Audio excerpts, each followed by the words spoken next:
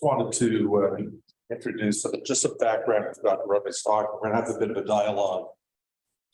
Many of you know, particularly care providers, our tort system is based on two primary principles. The first is that the burden of loss should fall on the creator of loss, not the victim of loss. The second is that the tort system is based on the Latin phrase restitutio in integrum, literally restoration to original condition. That's the goal. It's to put the person as near as possible to the position they were in before the injury occurred, insofar as money can do. So damages that are awarded in medical malpractice cases or any personal injury case is not dependent on the healthcare system. It's above and beyond the healthcare system.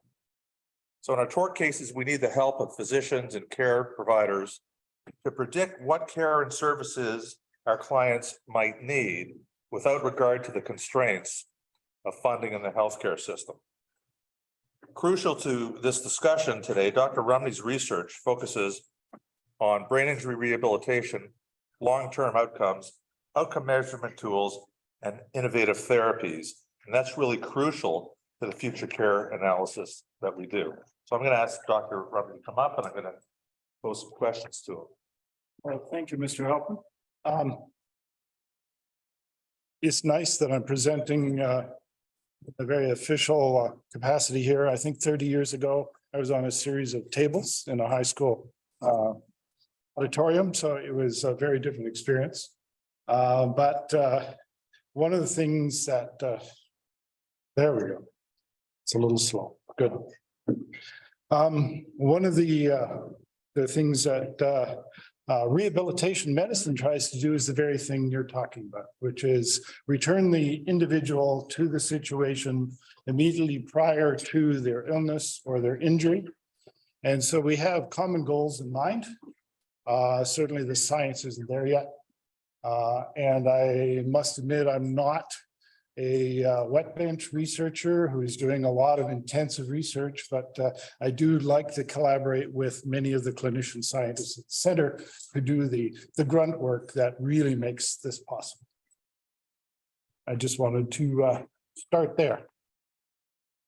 So one of the things that we face in all of our catastrophic injury cases, doctor, is the need for attendant care and the residential setting in which our young clients and eventually adult clients are going to be living in. There is some evidence that residential or community-based residential settings are not the best environment in which these people should be living. The family's always preferring that they live at home, but they can't do so without the right supports. So how do we develop, or how can you help us develop a care model for children with acquired brain injury that will best serve their needs on into the future? Difficult question. Certainly something I don't purport to have the absolute answers to. As you said, families want their children to be raised in an environment that is going to maximize their productivity, their quality of life, their outcomes, and that most families want to be able to do that within the family community. But the reality is that's often very limited because of resources and health issues and many other things that we'll touch upon a little later. Certainly the residential options that are available now are fairly limited. There are some fully independent environments where the individual can recover beautifully, is independently employed, has a community of support of friends and family, and that's the ultimate outcome. We know there are supported independent living environments that are few and far between, but at least try and move the individual towards that. We know that in many cases, the children end up maturing, becoming adults, and continue to live with the family. And that's because the resources for other options, either public or private, are very limited. We know that the group home environment is a very problematic one for a number of reasons. And the report that we'll talk about a little bit later by Mr. Dubé really talks about some of the failures of our community and social service system to try and move people into that kind of environment over the long term. We do have congregated living environments that are less than optimal. We have people living on the street, so they're unhoused. We have individuals who are housed in the justice system. And regretfully, we also have individuals that are housed in the mental health facilities long-term. And these are far from optimal, as you well know, and I think we can all agree. So what are the reasons that this happens? Well, typically it's because the individuals have significant physical dependencies. They have problems with behavior. They have problems with mental health instability that is often difficult to properly control. And there is a long history of individuals who go in and out of mental health facilities because of compliance issues with their medication, because medication is far from perfect and causes problems.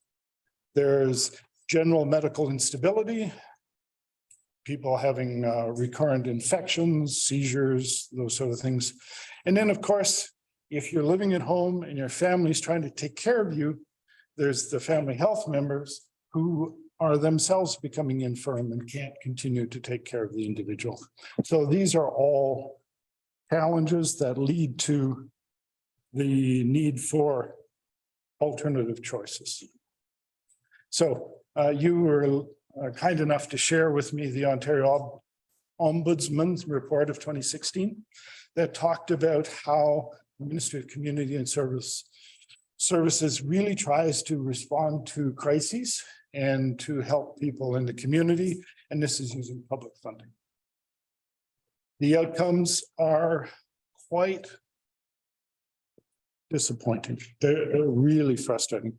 You know, if you look at the report and the executive summary, which really tells us what we need to know, you can even look at the chapters of the sections within the report and such things as please call back during business hours. That tells you how limited the resources are to 9 to 5, 5 days a week.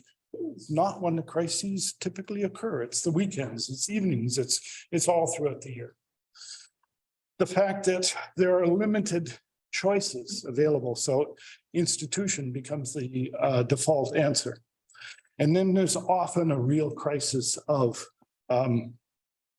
who's responsible for taking care of this individual. Is it mental health through ComSoc? Is it the medical services, the acute care hospitals?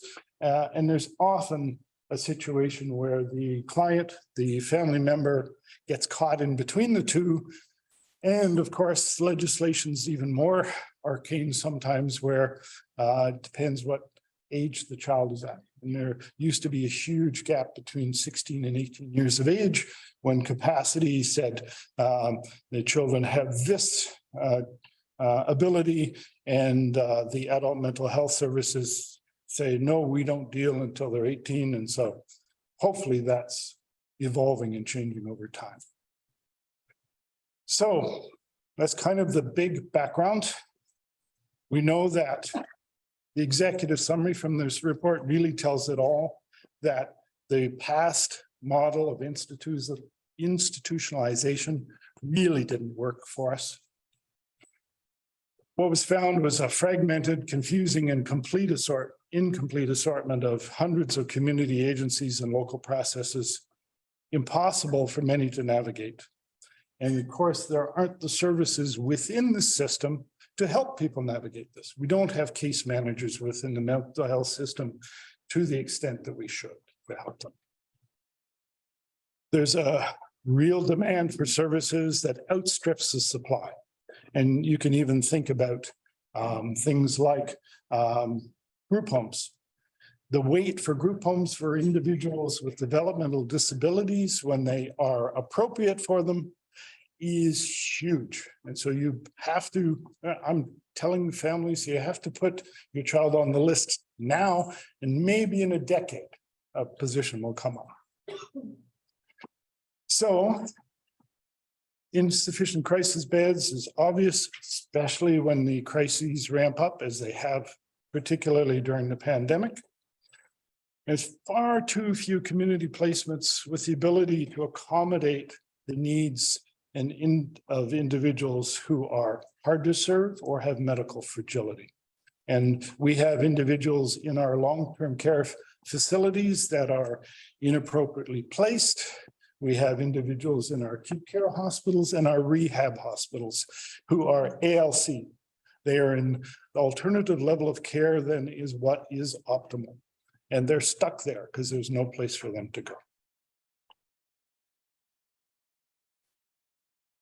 So we know that individuals in psychiatric hospitals have become hosts to hundreds of adults with developmental disabilities, and that's really not appropriate. We know the long-term care homes have also become providers of institutional care for adults with developmental disabilities. And in many cases, it is the wrong environment for these people to be in, and it does not provide the quality of life, the stimulation, and even the medical care that they need. The other thing is incarceration occurs quite frequently, and you probably have experienced this with some of the personal injury cases that you work with. Individuals who have had traumatic brain injury end up running afoul of the law. And they shouldn't be in that kind of environment, but the law and the judges and the courts are stuck responding to their inappropriate behavior and what they've done, and they have no good alternative to send them to. And I have cases where I've tried to convene as an expert to talk about this individual with a brain injury who really shouldn't be prosecuted because of his poor decision-making that was really led by the environment and all his poor choices that really could be dealt with in a more therapeutic environment. But it isn't there. Also, caregiver exhaustion leads to all sorts of problems, and predictably, the families end up abandoning their family member in the emergency department in the acute care facility because they can no longer cope. And we shouldn't have to force families to that kind of situation. And as the comment is, often our societies are judged on how they treat the most vulnerable of their members. And we've really seen that writ large in the pandemic. The elderly, the infirm, the disabled, who are at the highest risk for infection from COVID, they're the ones that have paid the price in our society over the long term. And this is just a magnifying glass showing us where our society is breaking down.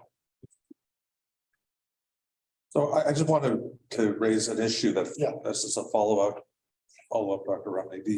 The dilemma that we face in our cases, especially in catastrophically injured cases, babies with cerebral palsy, an example, but acquired brain injury, which is the same idea, is that we will present a care model that always has the individual returning to their family and then bring in the necessary services to allow them to do it. So enough respite, we don't have to worry about the family getting exhausted.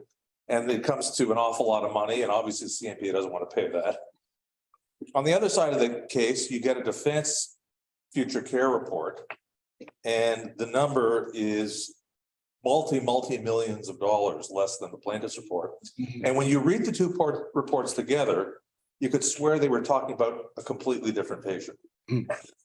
But inevitably, the defense reports have a community residential setting for these people. Is there any credible basis upon which to do it in a situation where you're not constrained by public funding?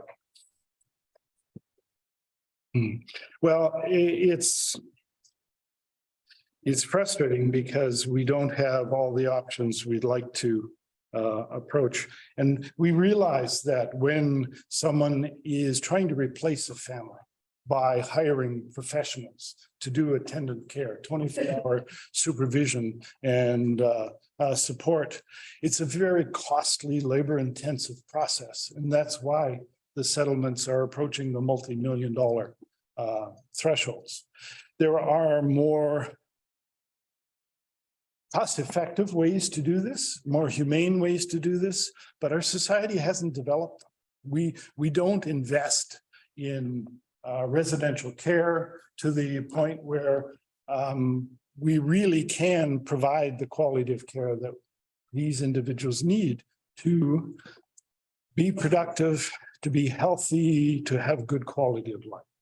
Are you saying there are not alternatives, more cost-effective alternatives to either intensive 24/7, 24-hour-a-day home care, or these residential settings that the auditor's report tells us are bad on every single level you can imagine? Is there an alternative in between these two extremes? I think there have been attempts to provide supported independent living. We know that in Toronto, the Cheers have really endeavored to try and provide that kind of customized level of support for individuals, where the support can be brought in when necessary and removed when it's not necessary.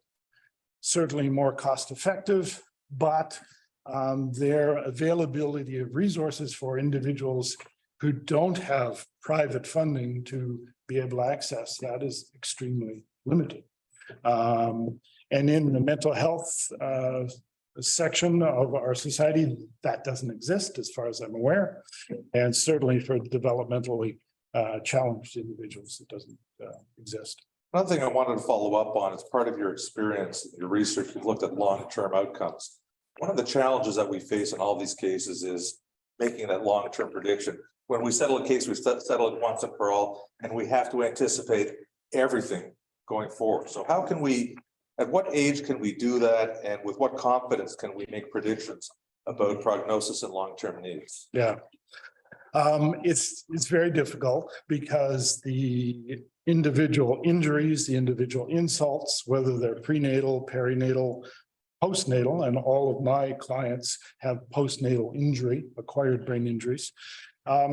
You have to account for who the individual was before the injury.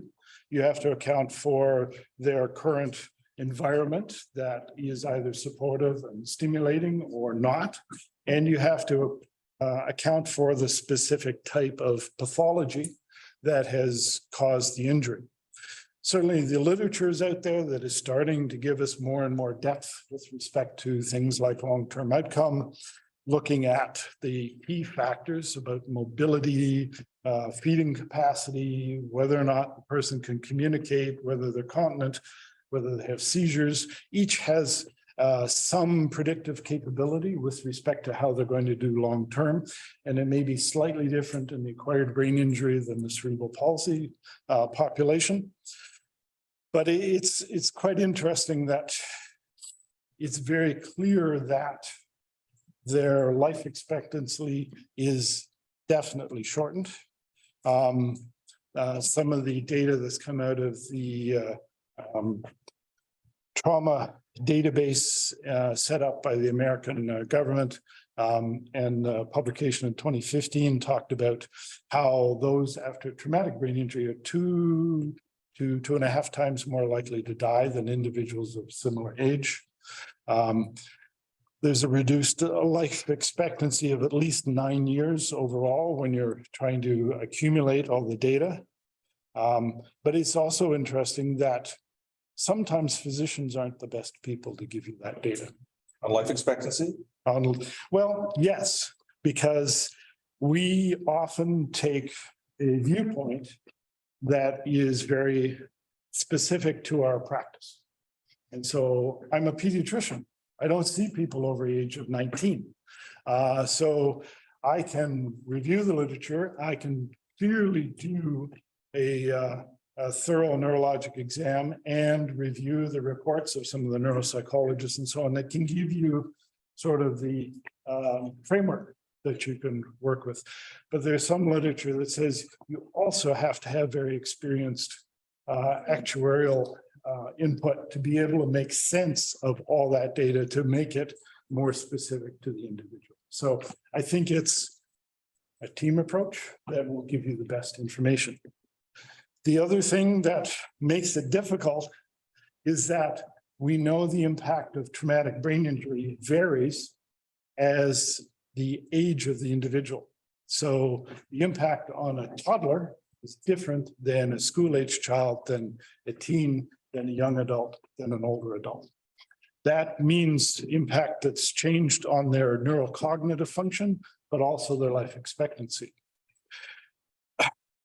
So trying to sum that up in a way, it's really difficult when you come to me and say, okay, this child was injured in a motor vehicle trauma at age 4, and I have Dr. McKinnon's report that says they have this and this and this challenge. They're now 12. It's been 8 years.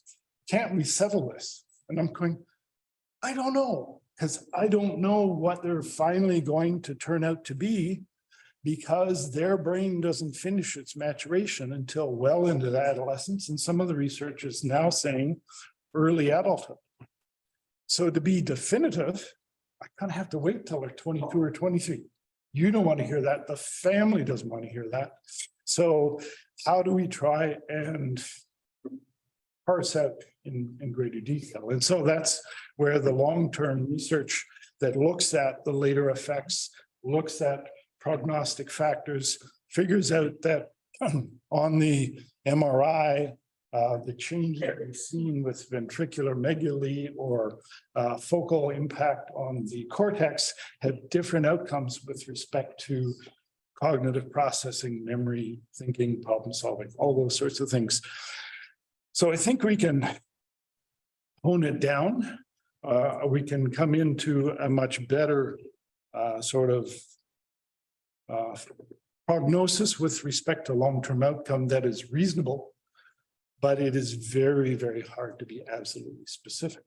I'd like to follow up both on the issue of long-term prognosis as well as life expectancy. With respect to long-term prognosis, I like to tell clients of children who are injured neonatally that we need 7 or 8 years before a reasonable prognosis can be made. But we really do not have the luxury of waiting beyond that time, because we have to appreciate that looking after these profoundly injured children is a real hardship for the family. And the earlier the case is resolved, the better off everybody is going to be. Absolutely. So that competes against the idea that you need to see them at age 22. Absolutely. So that's what I'd love to see, but it's not practical. You're quite right. So that's where turning to the literature, turning to the studies that have been done with birth cohorts, where you get a much better long-term prognosis and description of where things are going to be for the individual, using the best fit that you can for that case with this situation. Reviewing the early life expectancy data, I remember, I think it was Eamon back in the 70s wrote an article. He lumped 99,000 people in California together with all sorts of disabilities and so on. And although it gave you a grand picture of individuals with limited cognitive function, when it came to telling you whether or not Johnny with Down syndrome was going to live to 12 or 85, I didn't find it very helpful. Certainly the literature now, I think, is much better. And going to the individuals who are writing that literature, doing that long-term research, comparing it. And we now have articles that are coming from South Africa, from China, from the US and Australia. So you know that this isn't just data that comes from one very simple environment. I'm glad to raise the issue about the California data, because earlier we were talking about the dangers of epidemiology as applied to the individuals. Johnny may not be covered by that large cohort of people in epidemiological studies. That's one danger. The other thing with the California stuff, Strauss in particular, and not that life expectancy necessarily is that big an issue in some of these cases, but that's a discussion for another day. But life expectancy, all of the data out there is unduly pessimistic about life expectancy of kids with acquired brain injury and CP, in my view, primarily because life expectancy is surely dependent on the level of care that these individuals get. Yeah. Most of these people do not have access to the level of care that we could expect to obtain for our children in these tort cases. So typically in a medical malpractice case, the defense is very gloomy. about life expectancy, and we try to be optimistic about life expectancy. But the reality is that the data, especially Strauss's data as an example in California, is not instructive. If I can get this kid living at home with his parents and not in institutional care where they have staff turnover, where they have Alzheimer's patients, where they have one attendant for 10 kids, and I can get them in a home environment, isn't the life expectancy going to be expanded? Yes, I believe it is, and I think the data can show that. The life expectancy article from Holton and Farrell, this was back in the late 70s, early 80s. They didn't even take into account the GMFM cases. It wasn't circulated and in practice so that practitioners working with children with cerebral palsy could easily say, this child is a GMFCS. They're high functioning. They've got some difficulty with their mobility, but they may be entirely cognitively normal, and their life expectancy is going to be very different than the child with GMFCS 5, who is completely dependent, needs to be attended to 24/7, and really has very limited capacity to direct it. But the Strauss data does look at the GMFC classification.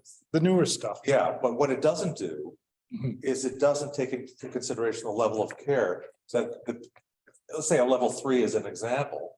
It doesn't take into consideration the level of care. Say for a kid who has a seizure disorder, a kid who has movement problems, a kid who doesn't feed.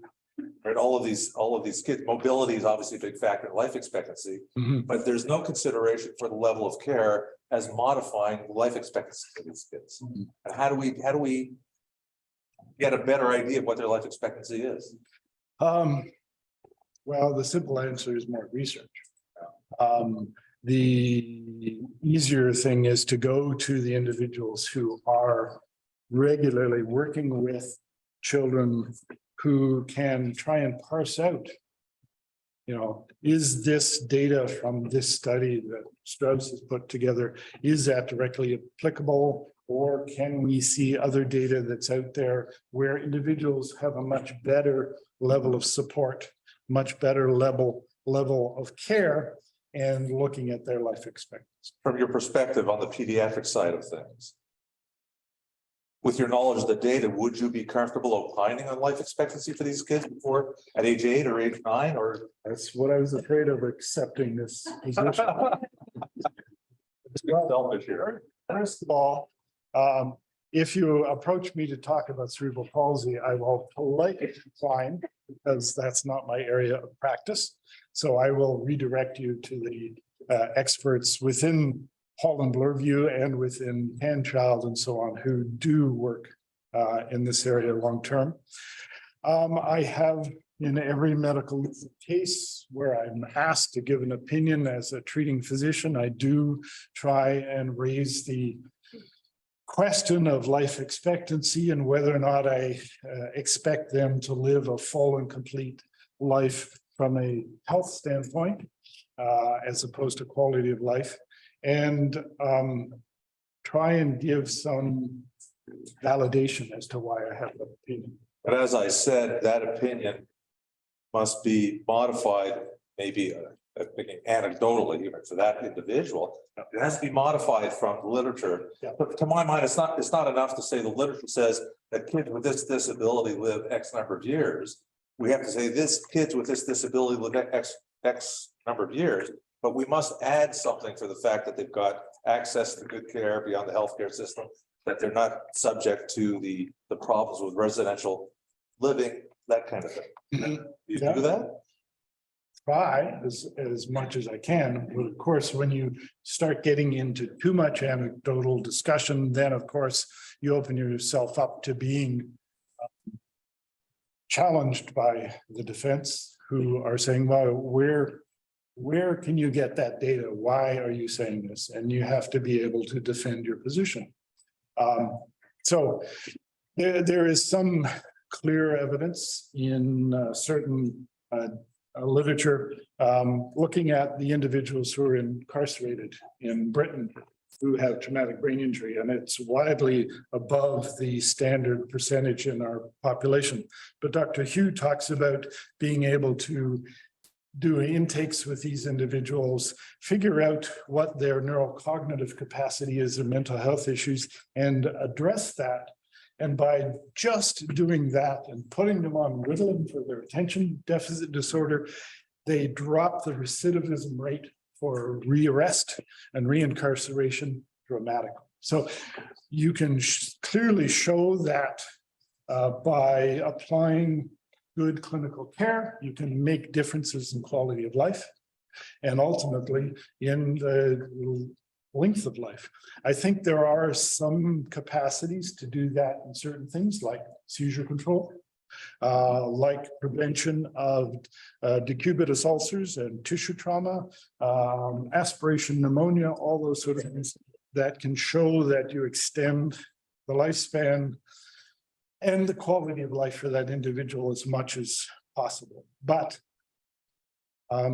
it's still not a simple algorithm that we can use to plug in the data and say, this is exactly where this is going to be. You want to spend some time about innovative therapy?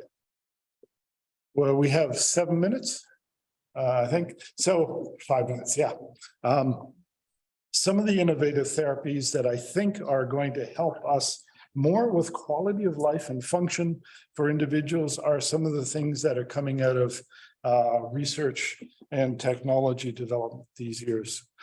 Certainly things like functional electrical stimulation that is properly paired with occupational and physiotherapy to improve strength and movement and tone. Neurocognitive assessments that are now being done on the individual who cannot answer questions, but can demonstrate the capacity to respond to the environment and aware of the environment at a level that was previously unrecognized. So that's very encouraging.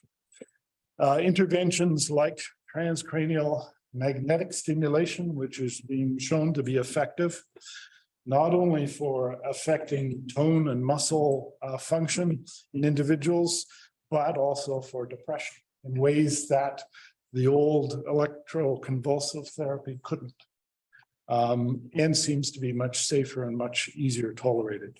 Transcranial direct stimulation with ongoing physiotherapy may improve retention of the therapy in a very positive way, although I wouldn't suggest using the 9-volt battery that they show. Use something a little more tested before you start applying it.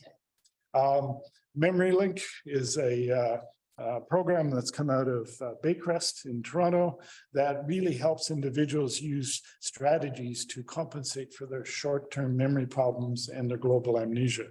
And Hippocamera is a research program that's actually going on through U of T, as far as I understand, where individuals can actually videotape key components of their day-to-day activities and play them back and make notes to help cement the new memory. So quality of life improvement is evident. And we're trying to optimize wherever we can, where the evidence is showing positive effect. In our complex concussion clinic, we're using a team approach that is not terribly innovative when it comes to dealing with individuals, but for the child or the young adult with persistent concussive symptoms, this is shown to be very efficacious and, surprise, surprise, it's actually cost effective. So my magic wish for community support is really make sure there's a full spectrum of community support within the environment. And there are many ways that we can try and do that. As a pediatrician, there have been the 6 F words that have been adopted by CanChild to try and really script functional outcomes for individuals. Fun, family, my eyesight is not as good as it used to be, friends, future and so on. This can be adapted to the adult environment, but it really gives you a kind of overview where you have to look at more than just whether or not that left foot has a foot drop or not. The L'Arche community is a community that I think has some real innovative thoughts about how to build a community around an individual with individuals of normal capacity. Now, I'm not saying you should assign your court cases and your settlements to have people pushed into the L'Arche community. But the fact that they've been able to develop a community where individuals of all capabilities work together, support each other, and find each other's value. And that's what we should be able to do within our society, but we can't right now. So we have to access resources. So the private residential environment with consistent support that is provided by individuals who are at least trained and consistently validated as being safe and reliable. And finding that is the hard thing, but I think we can cost it out in certain environments. And come back to your original question, you know, how do we script that for individuals? I think to make it work, we have to have kind of a team of the physicians, the care cost experts, and research into the community to say what is available in this community to be able to give a framework for that. Excellent. Good. Anybody have any questions for Dr. Rumney? Good. Well, thanks so much, Dr. Rumney. Appreciate that.